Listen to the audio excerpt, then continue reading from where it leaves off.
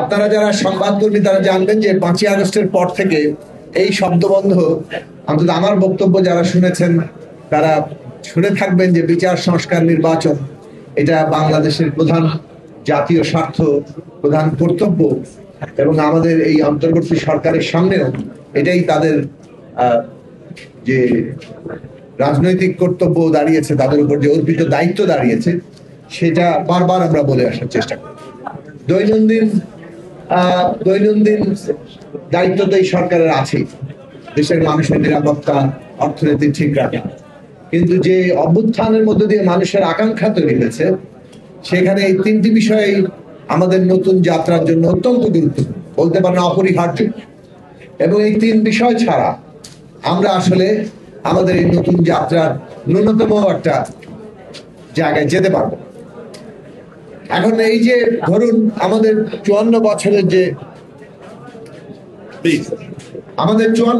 যে অভিজ্ঞতা, সেই অভিজ্ঞতার মধ্যে আমাদের যা কিছু অর্জন তা মানুষের জনগণ এই দেশে নানা কিছু অর্জন করেছে, কিন্তু সরকার, এই যে সরকারের যদি ভূমিকা দেখেন, সরকারের ভূমিকার ক্ষেত্রে আমরা তাদের এমন সব নেতিবাচক ভূমিকা দেখেছি, যাতে করে মানুষের আকাঙ্ক্ষা, মানুষের যে সম্ভাবনা, এই সব কিছু কেবল সীমিত হয়েছে, তারা অনেক ক্ষেত্রে ধ্বংস হয়েছে। এবং অনেক ক্ষেত্রে আমরা আমাদের উল্টো যাত্রায় হেঁটেছি একটা যুদ্ধ করে, এবং সেই যুদ্ধের মধ্যেই ঘোষিত প্রতিশ্রুতি ছিল যে রাষ্ট্র তার সকল নাগরিকদের জন্য সাম্য, মানবিক মর্যাদা এবং সামাজিক ন্যায় বিচার প্রতিষ্ঠা করছে। এই যুদ্ধ ঐক্যবদ্ধ হয়েছে ঘোষণা দিয়ে। এই প্রতিরোধের জায়গাটা জনগণকে যেভাবে ঐক্যবদ্ধ করেছে, সেটা এই প্রতিশ্রুতির উপর দাঁড়িয়ে। কিন্তু সেই রাষ্ট্র 72 সাল থেকে এই জায়গায় দাঁড়াতে পারে নাই। এবং সবচেয়ে বড় ব্যাপার হচ্ছে যে বিচার যে একটা রাষ্ট্রের খুব গুরুত্বপূর্ণ বিষয়, অস্তিত্বের বিষয়, সেটাই এই রাষ্ট্র এখন পর্যন্ত ঠিক মতো উপলব্ধি করতে পারে না। আমরা কেন আইন তৈরি হয়, কেন এই প্রশ্নটা নিজেদের আমাদের নাগরিকদের প্রতিদিন করা দরকার। আইন তৈরি হয় যাতে ন্যায় বিচার প্রতিষ্ঠা, কাজেই ন্যায় বিচার ছাড়া এই যে রাষ্ট্র যে আমরা বল প্রয়োগ করতে পারি, রাষ্ট্র যে ক্ষমতার একটা কেন্দ্রীভবন ঘটায়, আমরাই তো সেটা অনুমোদন দিয়েছি, নাগরিকরাই তো এই অনুমোদন দেয়। কিন্তু কেন দেয়?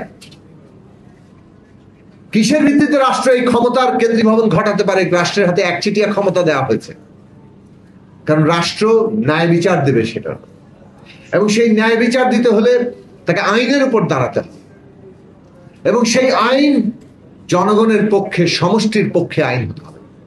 আইন যদি এমন হয় যে ব্যক্তিকে স্বেচ্ছাচারী করে ফেলছে, তাহলে সেই আইন ন্যায় বিচার দিতে পারবে না। আর যে আইন ন্যায় বিচার দিতে পারে না, রাষ্ট্র সেই রকম আইনের উপর যদি দাঁড়িয়ে থাকে, সেই রাষ্ট্র আর ভায়াবল থাকে না, তার অস্তিত্ব হুমকির মধ্যে পড়ে। আমাদের 72 সাল থেকে এই ক্ষমতা কাঠামো যেভাবে দাঁড়িয়েছে, তাতে সমস্ত ক্ষমতা এমন ভাবে কেন্দ্রীভূত হয়েছে এবং এমন আইনের দ্বারা হয়েছে যে আইনগুলো জনগণকে ক্ষমতায়িত করার বদলে ব্যক্তি, শাসক তাদেরকে ক্ষমতায়িত করেছে। তারা স্বেচ্ছাচারী হয়েছেন নানাভাবে, এবং সেই স্বেচ্ছাচারিতার চূড়ান্ত পরিণতি শেখ হাসিনা আমাদের দেখিয়ে দিয়ে গেছেন, কিভাবে সমস্ত রাষ্ট্রকে পকেটের মধ্যে ঢুকিয়ে ফেলতে হয়, প্রতিটি প্রতিষ্ঠানকে পকেটের মধ্যে ঢুকিয়ে ফেলতে হয়।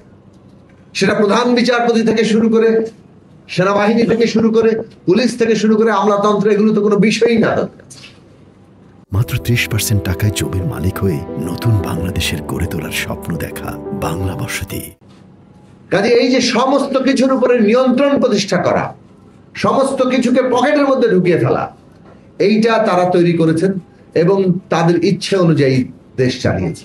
যারা তাদের বিরোধী, তাদেরকে নির্মূল করেছেন, বিভাজনের রাজনীতি খেলা খেলেছেন, ঘৃণা, ট্যাগিং, নানাভাবে নির্মূলের রাজনীতি করেছেন। বিরোধী দল দমন কিভাবে করতে হয়, কত কৌশলে করতে হয়, সেটা গুম, খুন কিংবা সাবোটাজ, তার বিভিন্ন রকম উদাহরণ তারা আমাদের এখানে তৈরি করেছেন।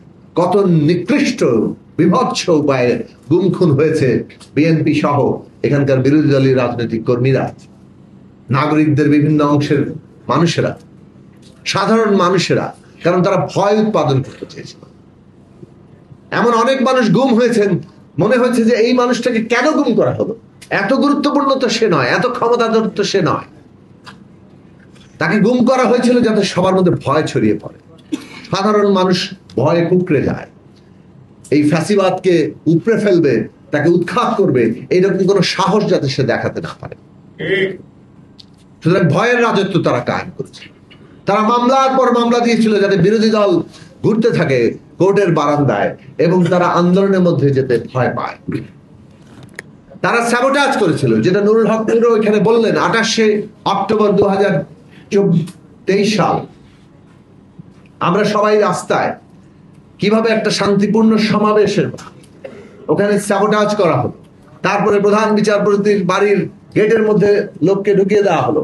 তারপরে ওই যে পুলিশ হাসপাতাল, পুলিশ মারা, বিভিন্ন ভাবে স্যাবোটাজ সৃষ্টি করে তারপর সন্ধ্যা থেকে শুরু হলো টেলিভিশনগুলোতে তার বয়ান। এই বয়ান দিয়ে রাতের বেলা ক্র্যাকডাউন, এই যে পুরো প্লটটা তারা রেডি করে রেখেছে।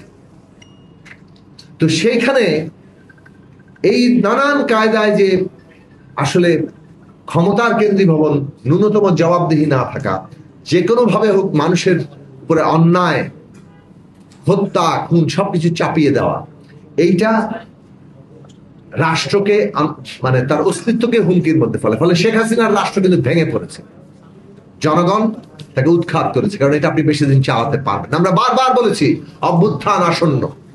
তারা আমাদের দিকে হেসেছিলেন যে এরা গণ অভ্যুত্থানের স্বপ্ন দেখে, গণ অভ্যুত্থান শেখ হাসিনার বিরুদ্ধে হবে না। কিন্তু আমরা প্রতিদিন বলেছি গণ অভ্যুত্থান আসন্ন এবং এই রাষ্ট্র টিকবে না, এই রাষ্ট্র টেকার ক্ষমতা নাই। এখন বিচার বিষয়টি এই কারণে আমাদের নতুন যাত্রার জন্য অত্যন্ত গুরুত্বপূর্ণ। কিন্তু বিচার কেমন?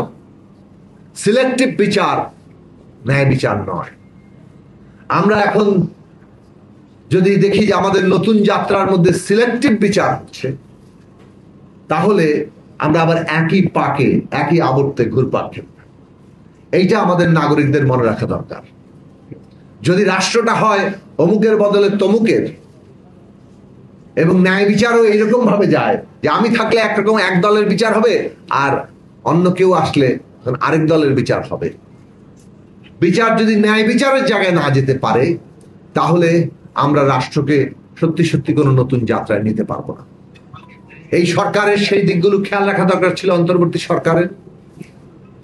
কিন্তু আমরা এখন দেখছি যে বিচার ন্যায় বিচারের জায়গায় নেই। অনেক ক্ষেত্রেই বিচার চলে যাচ্ছে মবের হাতে। সত্যিকার মানুষের ন্যায় বিচার পেতে হলে আগে মব তৈরি করো, তাহলে পেতে হবে, পাওয়া যেতে পারে। কোথাও কোথাও অন্যায় শিকার হচ্ছি, আমার জমি দখল হয়ে যাচ্ছে, মব তৈরি করতে পারলে, তাকে অমুকের দোষর প্রমাণ করতে পারলে, তাইলে যদি কিছু পারা যায়। এইটা যদি হয় রাষ্ট্র, এই রাষ্ট্র তার নতুন যাত্রা তো দূরের কথা, আবারও বলি টিকে থাকার যে লক্ষণগুলো, সেগুলো হারাতে বসেছে বলেই আবারও চিহ্নিত করতে হবে।